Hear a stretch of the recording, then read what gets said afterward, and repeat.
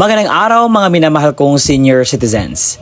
Sa araw po na ito ay pag-uusapan po natin ang inyo pong pwedeng makuhang benepisyo na bigay sa ating gobyerno. At ito po ang Universal Social Pension 1,000 monthly.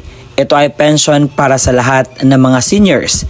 Kahit na may tinatanggap ka na pension sa SSS, GSIS, mayroon kang tinatanggap na sahod at iba pa, ay kasali po dahil ang Universal Social Pension ay para na po ito sa lahat. Kahit na mayaman ka man o mahirap ka man, lahat po kayo ay included na dito.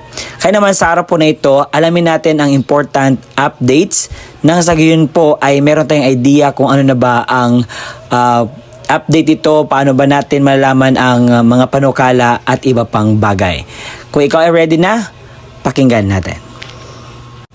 Ang bill proposal nito, measure to seek amends sa current Senior Citizens Act providing a monthly pension sa mga senior citizens na maabot sa edad na 60 years old and above, regardless po kung ano yung income status niya. Sabi ko kanina, kapag mayaman ka, mahirap, wala kang tinatanggap na pension, meron kang tinatanggap na pension, lahat po kayo ay included kasi ang tinatawag siyang universal. Ibig sabihin, walang pili.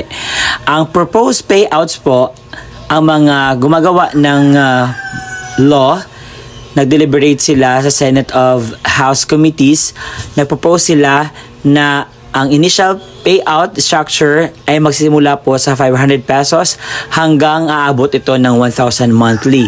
Potentially scaling up to a uniform 1,000 for all seniors within a few years, even they receive other pension benefits. So okay lamang po kahit na meron ka tinatanggap na ibang benepisyo sa SSS man, GSIS man, or iba pa.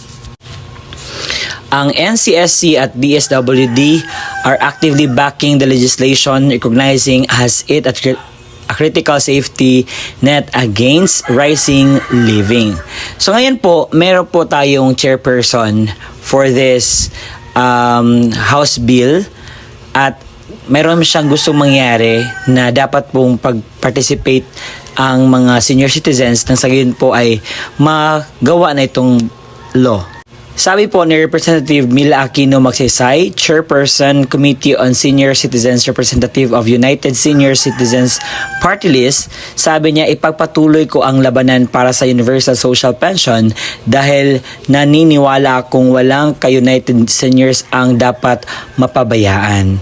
She is very concerned with other senior citizens dahil mas marami po at kinakailangan po ng mga senior citizens ang mga ayuda galing po sa ating gobyerno dahil lumulobo at grabe ang mahal ng mga bilihin ngayon and she has a heart to help. Kaya naman, siya po ay nananawagan ng signature campaign na dapat abutin po ito ng 12 million na mga signatures para po sa mga matatanda. Ito ay sa Universal Social Pension. Dapat ngayon na po natin aksyonan. Dahil napakarami pong mga senior citizens ang gustong mangyari at matanggap ito. Pero gusto niyang magtulungan tayo, lalo na ng mga senior citizens, na maging batas na ito nang sa gayon po ay meron na talagang ma-add-on sa tinatanggap ng ating mga senior citizens. Kaya naman, kung gusto mo na maging batas na agad-agad, kung willing ka na makatanggap ng ayuda galing sa ating gobyerno, ito po ay panawagan para sa lahat na signature campaign po tayo mga senior citizens at 12 million po ang kinakailangan na signature para po may makita talaga ang desperation na gusto po talaga na magbigyan ng mga benepisyo ang mga senior citizens dahil kinakailangan po. At nasanay meron tayong gagawin na cooperate sa ganitong matter. Nasa gayon po ay mayroon ng progress ang panukalang ito o itong bill na ito dahil marami pong advantages kapag ma-approve ito. no? Wala na pong pili. Dahil meron pong mga binibigay ngayon na batas galing sa ating gobyerno, pero pili lang po yung mabibigyan. Kaya naman, mas mabuti ito na gawa natin ng action dahil mas maganda ang kanyang result kapag ma-approve na ito. So once makita na ito at mapagdesisyonan, so that's good. And sana'y mag-cooperate tayo. And ito po ang update na akin pong ipaparinig sa iyo ngayong araw. Maraming salamat sa panonood.